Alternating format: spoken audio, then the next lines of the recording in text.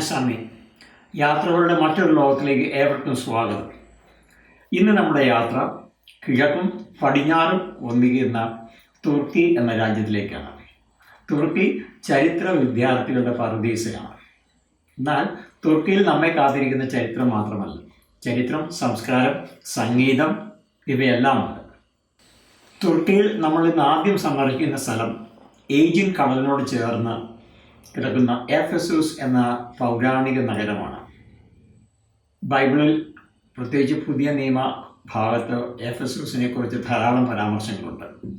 അവിടെ നമ്മൾ പ്രത്യേകമായി പോകുന്നത് ഭൂമുഖത്തിൽ തന്നെ, അല്ലെങ്കിൽ പൗരാണിക ലോകത്തെ ഏറ്റവും പഴക്കം ചെന്ന ഏറ്റവും ബൃഹത്തായ 3 ഗ്രന്ഥശാലകളിൽ ഒന്നായ എഫെസൂസിലുള്ള സെൽസസിൻ്റെ ലൈബ്രറിയിലേക്കാണ്.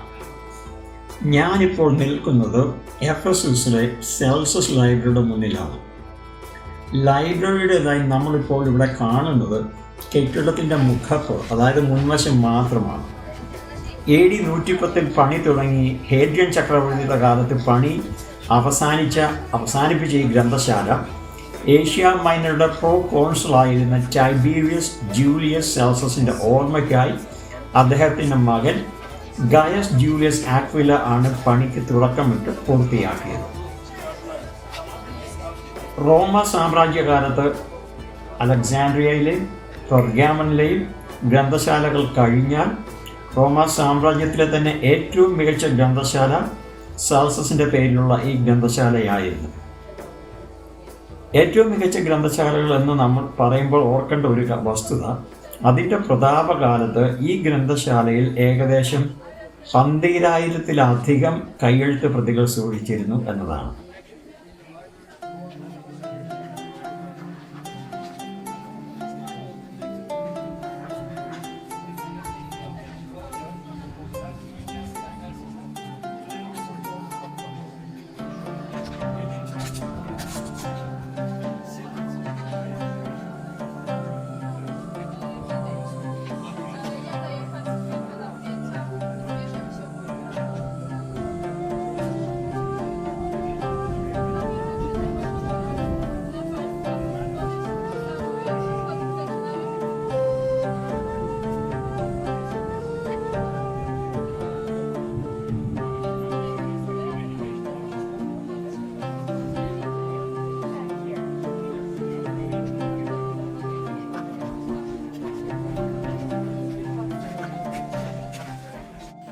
നമ്മുടെ അടുത്ത കാഴ്ച എഫെസൂസിൽ തന്നെയുള്ള മറ്റൊരു മഹത്തായ സൃഷ്ടിയിലേക്കാണ്.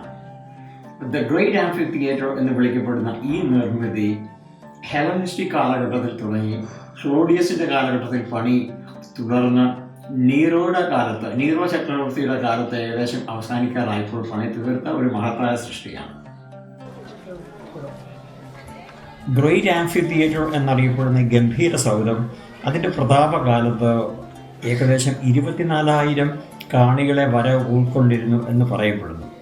ഗ്രീക്ക്, റോമൻ നാടകങ്ങൾ, കലാപരിപാടികൾ, കൂടാതെ സാമൂഹ്യ, രാഷ്ട്രീയ, മതപരമായ പ്രകടനങ്ങളും ഗ്ലാഡിയേറ്റർ മത്സരങ്ങളും ഈ ആംഫി തിയേറ്ററിൽ അക്കാലത്ത് നടത്തിയിരുന്നു. ബൈബിളിലെ പുതിയ നിയമത്തിൽ അപ്പോസ്തല പ്രവൃത്തികൾ 19-ാം അധ്യായം 29 മുതൽ 49 വരെ വരുന്ന വാചകങ്ങളിൽ പറയുന്ന അല്ലെങ്കിൽ പരാമർശിക്കപ്പെടുന്ന സ്ഥലം എഫെസൂസിലെ ഈ ഗ്രേറ്റ് ആംഫി തിയേറ്റർ ആണെന്ന് കരുതപ്പെടുന്നു.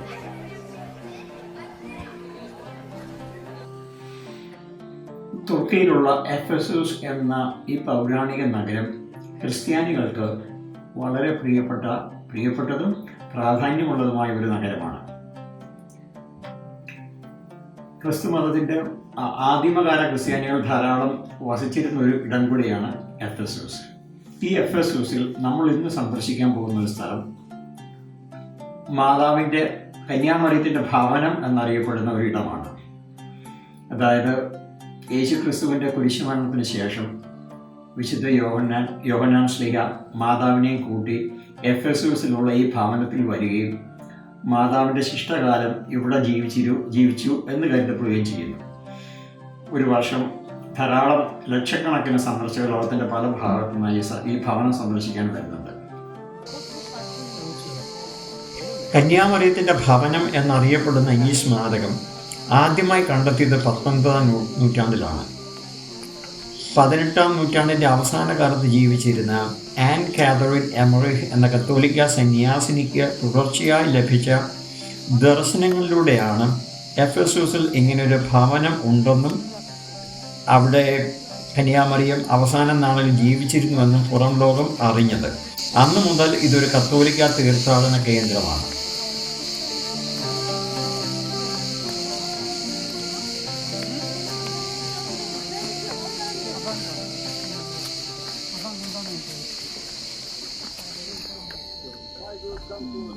Finally, I want to show you an interesting thing.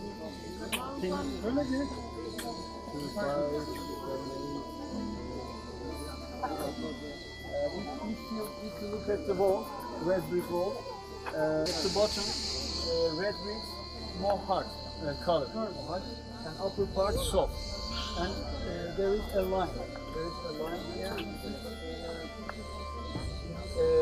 Behind, under the line from the first century AD, original foundation stone, but upper part restored and rebuilt in the excavation, during the excavation, including its roof.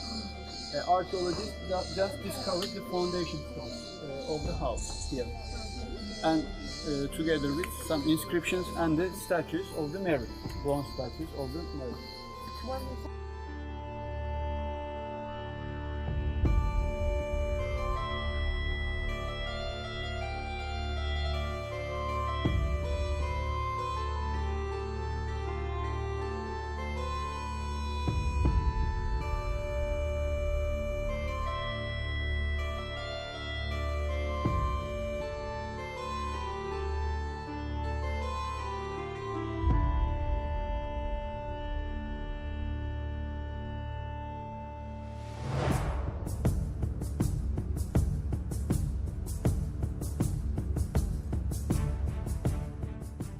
ഇനി നമ്മൾ പോകുന്നത് കാപ്പദോക്കിയ എന്ന സ്ഥലത്തുള്ള ഒരു നമ്മുടെ ഭാവനയ്ക്കും അപ്പുറത്തുള്ള ഒരു പ്രത്യേക കാഴ്ചകളിലേക്കാണ്. നമ്മൾ ഈ സ്ഥലത്ത് വരുമ്പോൾ ഇതൊരു വലിയൊരു താഴ്വരയാണ്. ഈ താഴ്വരയിൽ വരുമ്പോൾ നമ്മൾ യഥാർത്ഥത്തിൽ നിൽക്കുന്നത് ഭൂമിയിൽ തന്നെയാണോ അതോ വേറെ ഏതെങ്കിലും ഗ്രഹത്തിലാണോ എന്ന് തോന്നിപ്പോകും. കാപ്പദോക്കിയയിലുള്ള ഡെവ്രണ്ട് താഴ്വര ഇന്നറിയപ്പെടുന്നത് ഇമാജിനേഷൻ വാലി എന്ന പേരിലാണ്. നമ്മുടെ ഭാവനയെ കെട്ടഴിച്ചു വിടുന്നതിന് തുല്യമാണ് ഇവിടെ നമ്മൾ കാണുന്ന ദൃശ്യാനുഭവം. It was happened by eruptions again, 6 million years ago around. Erupted 3 times, basaltic and tuff combination. So soft part is tuff and then hard is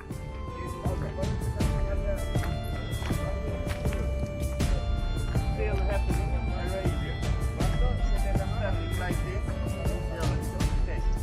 you can see on the other part of the valley, across the street, other part, there's a baby new happening by Arabia.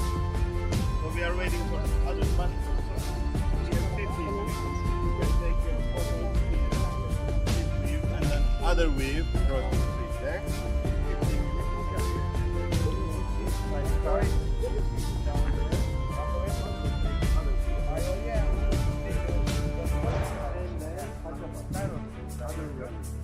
Por eso no llevaban mucho tiempo cabezas todos ya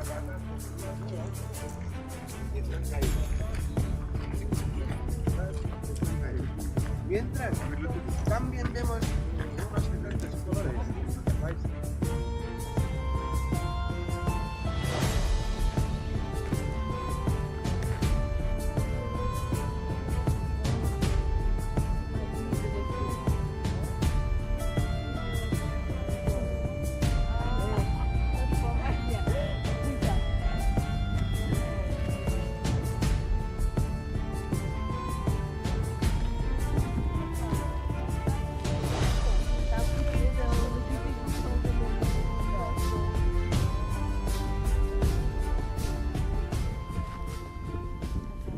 കാപ്പദോക്കിയയിലുള്ള imagination valley നമ്മൾ സന്ദർശിച്ചു കഴിഞ്ഞു. അതിൻ്റെ ഭാഗമായി തന്നെയുള്ള മറ്റൊരു മായിക കാഴ്ചയാണ് fairy ചിമ്നീസ്. ലക്ഷക്കണക്കിന് വർഷങ്ങൾ കൊണ്ട് പാറകളെ രൂപം കൊണ്ട് അതിവിചിത്രമായ ചില രൂപങ്ങളും കാഴ്ചകളും നമുക്കിവിടെ കാണാം. ലക്ഷക്കണക്കിന് വർഷങ്ങൾക്ക് മുമ്പ് ഈ ഭൂപ്രദേശത്ത് ആരംഭിച്ച ചില ജിയോളജിക്കൽ പ്രക്രിയകളുടെ ഫലമായി രൂപം കൊണ്ടതാണ് നമ്മൾ ഇന്ന് കാണുന്ന ശിലാരൂപങ്ങൾ. പ്രാചീന കാലത്ത് ആവർത്തിച്ചുണ്ടായ അഗ്നിപർവ്വത സ്ഫോടനങ്ങളും അവയിൽ നിന്നുണ്ടായ കനത്ത ചാരവും പിറകെ വന്ന ശക്തമായ കാറ്റും ജലവും എല്ലാം കൂടി ചേർന്ന് ഇന്ന് നമ്മൾ കാണുന്ന വിസ്മയകരമായ കാഴ്ചകൾ ഒരുക്കിയിരിക്കുന്നു. എന്നാൽ മനുഷ്യന്റെ ഭാവനയും സൃഷ്ടിപരതയും ഈ മായിക ലോകം ഇത്ര കണ്ട് ആകർഷണീയമാക്കുന്നതിൽ വലിയ പങ്ക് വഹിച്ചിട്ടുണ്ട്. റോമ സാമ്രാജ്യത്തിൻ്റെ സുവർണ കാലത്ത് ചക്രവർത്തിമാർ ആദിമകാല ക്രൈസ്തവരെ വളരെയധികം പീഡിപ്പിച്ചിരുന്നു. ഈ പീഡനങ്ങളിൽ നിന്ന് രക്ഷപ്പെടാൻ വേണ്ടി 10,000-കണക്കിന് ആദിമകാല ക്രൈസ്തവർ രക്ഷ നേടാൻ ഓടി വന്നു പെട്ടത് ഈ കപ്പഡോക്യൻ താഴ്വരകളിലാണ്. അവിടെ ഭൂപ്രകൃതിയും കാലാവസ്ഥയും എല്ലാം അവർക്ക് പ്രതികൂലം ആയിരുന്നിട്ട് കൂടി ആ കുടിയേറ്റക്കാർ ആ പാറക്കൂട്ടങ്ങൾ തുരന്ന് അതിനുള്ളിൽ താമസിക്കാൻ തുടങ്ങി. ലോകത്ത് നമുക്ക് വേറൊരിടത്തും ഇങ്ങനെയുള്ള കാഴ്ചകൾ കാണാൻ സാധ്യമല്ല. ഈ പാറക്കൂട്ടങ്ങൾക്കുള്ളിൽ തന്നെ അവരുടെ കിടപ്പുമുറികൾ, അടുക്കള, ധാന്യ അറകൾ, വളർത്തുമൃഗങ്ങളെ പരിപാലിക്കാൻ പ്രത്യേക സംവിധാനം, പ്രാർത്ഥിക്കാൻ പ്രത്യേക ചാപ്പലുകൾ എന്നിവ വരെ ആദിമകാല ക്രൈസ്തവർ ഇവിടെ നിർമ്മിച്ചു. 1800 വർഷം മുൻപ് ഈ താഴ്വരയിൽ ജീവിച്ച് മരിച്ച ഒരു ജനസമൂഹത്തിൻ്റെ ജീവിതം എങ്ങനെയായിരുന്നുവെന്ന് നമുക്ക് ഭാവനയിൽ കാണാനേ പറ്റും.